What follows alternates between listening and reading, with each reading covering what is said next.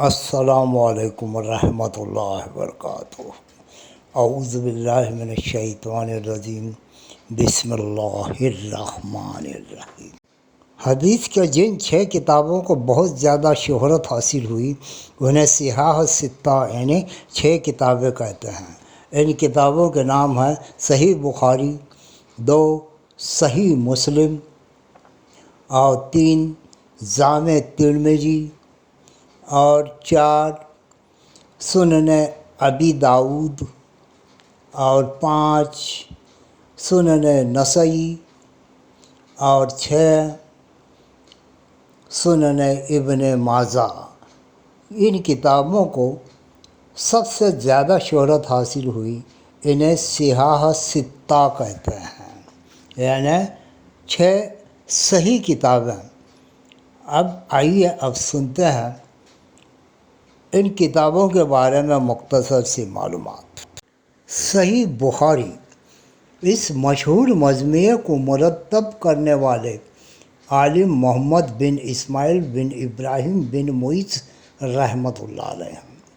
آپ کا مختصر نام امام بخاری رحمۃ اللہ علیہ ہے۔ آپ 194 میں ہی ایران کے مشہور شہر بخارا میں پیدا ہوئے اور 252 ہجری میں 62 سال کی عمر میں انتقال فرمائے۔ صحیح بخاری صرف بخاری کے نام سے بھی مشہور ہے۔ امام بخاری رحمۃ اللہ علیہ نے 16 سال کی مسلسل تحقیق اور جان فشانی کے بعد اپنے مجموعے کے لیے 7275 حدیثوں کا انتخاب کیا۔ صحیح بخاری صحیح حدیث کی سب سے زیادہ قابل اعتبار کتاب سمجھی جاتی ہے۔ دوسری کتاب ہے صحیح مسلم۔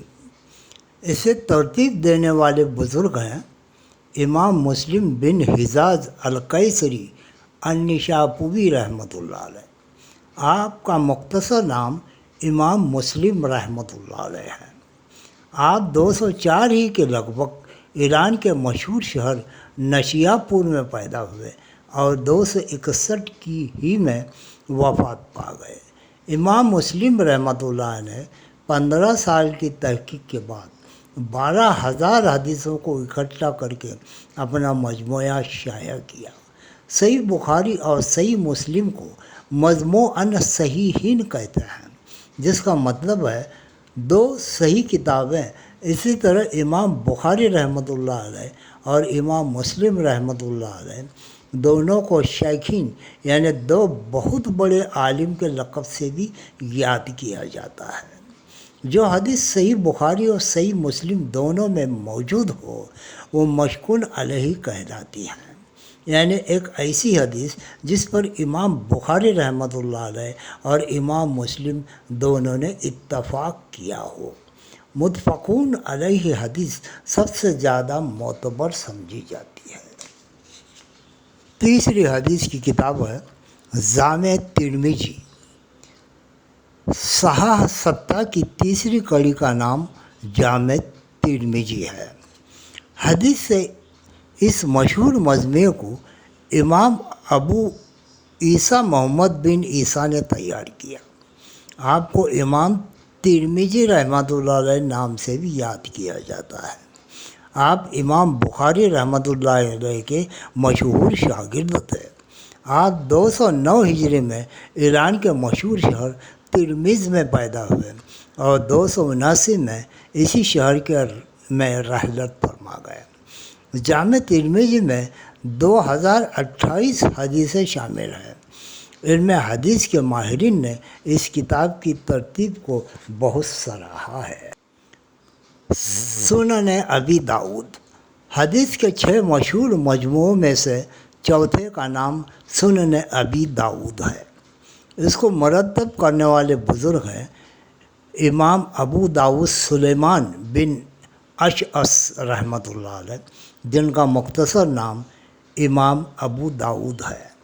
آپ 2002 ہی میں سجستان میں پیدا ہوئے، جو افغانستان میں قندھار کے قریب واقع ہے۔ امام ابو داؤد 275 ہجری میں 73 سال کی عمر کو پہنچ کر انتقال فرما گئے۔ سنن ابی داؤد میں 4800 حدیثیں شامل ہیں۔ 5ویں حدیث کی کتاب ہے سنن نسائی۔ حدیث کا 5واں مشہور مجموعہ سنن نسائی ہے، جسے امام ابو عبد الرحمن احمد بن شعیب نسائی رحمۃ اللہ علیہ نے ترتیب دیا۔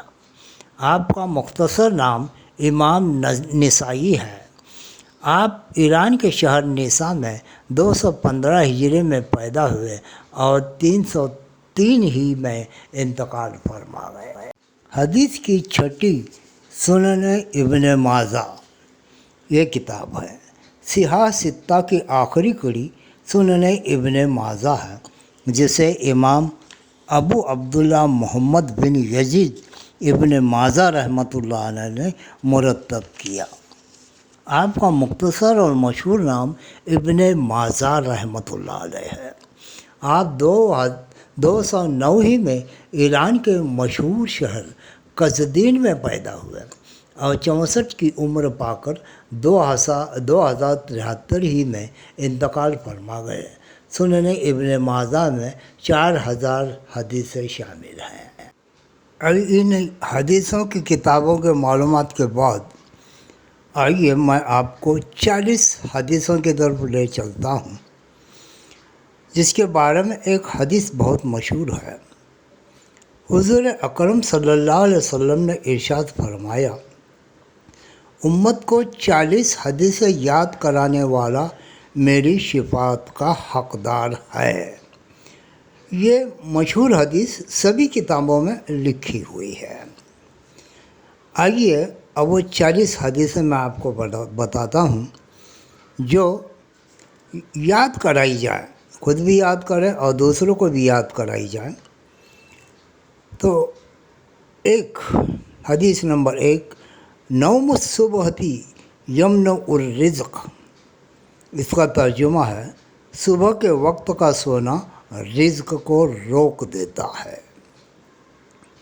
دوسری حدیث ہے السلام قبل الکلام۔ اس کا ترجمہ ہے بات کرنے سے پہلے سلام کرو۔ تیسری حدیث ہے الطہور شطر الایمان۔ اس کا ترجمہ ہے پاکی ایمان کا حصہ ہے۔ چوتھی حدیث ہے الوضوء مفتاح الصلاح۔ اس کا ترجمہ ہے وضو نماز کی کنجی ہے۔ پانچویں حدیث ہے الصلاۃ امام الدین۔ اس کا ترجمہ ہے نماز دین کا ستون ہے۔ چھٹی حدیث ہے الدعاء مخ العبادہ۔ اس کا ترجمہ ہے دعا عبادت کا مغز ہے۔ ساتویں حدیث ہے افضل العبادتی قراءۃ القرآن۔ اس کا ترجمہ ہے قرآن کی تلاوت کرنا بہترین عبادت ہے۔ آٹھویں حدیث ہے اکرم الخبز۔ اس کا ترجمہ ہے روٹی کی عزت کرو۔ نویں حدیث ہے العقل فی السوق دناءۃ۔ اس کا ترجمہ ہے بازار میں کھانا ہلکے پن کی نشانی ہے۔ دسویں حدیث ہے اشرب الماء اعینکم۔ اس کا ترجمہ ہے پانی دیکھ کر پیا کرو۔ 11ویں حدیث ہے طلب العلم فریضۃ علی کل مسلمین و مسلمہ۔ اس کا ترجمہ ہے علم دین حاصل کرنا ہر مسلمان مرد اور عورت پر فرض ہے۔ 12ویں حدیث ہے الحیاء من الایمان۔ اس کا ترجمہ ہے حیا ایمان کا جز ہے۔ 13ویں حدیث ہے تنظفوا فإن الاسلام نظیف۔ اس کا ترجمہ ہے صاف ستھرے رہو کیونکہ اسلام صاف ستھرا مذہب ہے۔ 14ویں حدیث ہے الجنت تحت اقدام الامہات، اس کا ترجمہ ہے ماں کے قدموں کے نیچے جنت ہے۔ 15ویں حدیث ہے الوالد اوسط ابواب الجنہ، اس کا ترجمہ ہے باپ جنت کے دروازوں میں سے بیچ کا دروازہ ہے۔ 16ویں حدیث ہے الام والد الخالۃ والدۃ، اس کا ترجمہ ہے چچا کا مرتبہ باپ کے برابر ہے، خالہ کا مرتبہ ماں کے برابر ہے۔ 17ویں حدیث ہے للجار حق، اس کا ترجمہ ہے پڑوسی کا بھی حق ہے۔ 18ویں حدیث ہے فلیس منا من لم یعقر کبیرنا، اس کا ترجمہ ہے جو بڑوں کی عزت نہیں کرتا وہ ہم میں سے نہیں ہے۔ 19ویں حدیث ہے المسلم اخو المسلم، اس کا ترجمہ ہے ایک مسلمان دوسرے مسلمان کا بھائی ہے۔ 20ویں حدیث ہے الکلمۃ الطیبۃ صدقہ، اس کا ترجمہ ہے اچھی بات کرنا نیکی ہے۔ 21ویں حدیث ہے من بذا ظفا، اس کا ترجمہ ہے جس نے بد زبانی کی اس نے ظلم کیا۔ 22ویں حدیث ہے حسن الخلق نصف الدین، اس کا ترجمہ ہے خوش خلقی آدھا دین ہے۔ 23ویں حدیث ہے من لا یرحم لا یرحم، اس کا ترجمہ ہے جو رحم نہیں کرتا اس پر بھی رحم نہیں کیا جاتا۔ 24ویں حدیث ہے خیر المال عفو، اس کا ترجمہ ہے معاف کرنا بڑی دولت ہے۔ 25ویں حدیث ہے من تکبر وضعہ اللہ، اس کا ترجمہ ہے جو غرور کرتا ہے اللہ تعالیٰ اس کو گرا دیتا ہے۔ 26ویں حدیث ہے من تواضع للہ رفعہ اللہ، اس کا ترجمہ ہے جو اللہ تعالیٰ کے واسطے عاجزی اختیار کرتا ہے اللہ تعالیٰ اس کو بلند کرتے ہیں۔